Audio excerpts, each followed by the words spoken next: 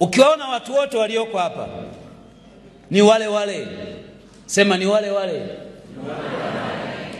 Uliyekaa naye hapo pembeni yako ni yule yule. Mtagombana leo, lakini ni yule yule. Unawahitaji watu wakati wote.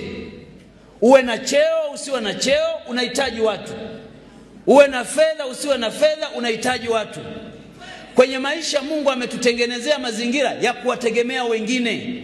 Hata ulipokuwa unaugua, ulihitaji daktari mwingine wa kukutibu wewe. Na hata siku ukifa hutajizika, utazikwa na wengine. Unawahitaji watu. Mimi nikiangalia hii meza yote na ushuhuda nayo, nikianzia mkuu wenu wa wilaya, ni wale wale. Ni wale wale. Sisi tukiwa umoja wa vijana, yeye makamu mwenyekiti wa umoja wa vijana taifa, tunajipanga, tunamsubiri kiongozi wetu na nyimbo tunamwimbia ni yule yule.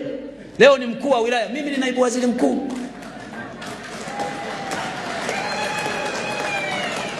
Mkuu wa mkoa akiwa chama alikuwa kiongozi wetu, akaletwa hapa Kahama akawa mkuu wa wilaya. Maisha yameenda, amekuwa naibu katibu mkuu wa chama, akawa kiongozi mkubwa wa chama. Mimi nilikuwa waziri, yeye mkuu wa wilaya. Leo mkuu wa mkoa, mimi naibu waziri mkuu, waziri wa nishati, mjumbe wa halmashauri kuu ya taifa. Watu ni wale wale.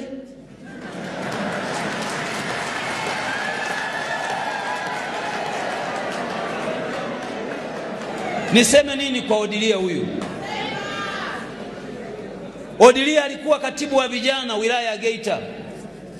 Mimi wakati ule nikiwa mwenyekiti wa jumuiya ya wazazi wa mkoa wa Geita. Baadaye maisha yamekwenda, ameletwa Bukombe, amekuwa katibu wangu wa chama. Baada ya muda ya Mungu mengi, kapandishwa cheo, kawa katibu wa mkoa, kaletwa Shinyanga. Leo yeye katibu wa mkoa, mimi niko hapa. Watu ni wale wale. Ningeweza kutaja kila mmoja naye mfahamu Mungu. Lakini kwa nini nasema hiki? Katika maisha usigombane na mtu, sababu kuna wakati utamhitaji. Kama kuna mahali una uwezo wa kumvumilia mtu aliyekuudhi, mvumilie, kwa sababu kesho utamhitaji. Mtaacha kugombana. Hiki chama kimewaleta pamoja. Kazi yenu ninyi muungane ndani ya chama, mkijenge chama. Msiruhusu mipasuko miongoni mwenu. Na kwa taarifa yenu, mkisikia chama tawala kimeanguka mahali kokote duniani, ugomvi ulianzia ndani ya chama chenyewe, wakapagalika, basi wapinzani wakapita katikati yao. Mimi natoka Bukombe. Pale Bukombe nilikuta mbunge wa upinzani.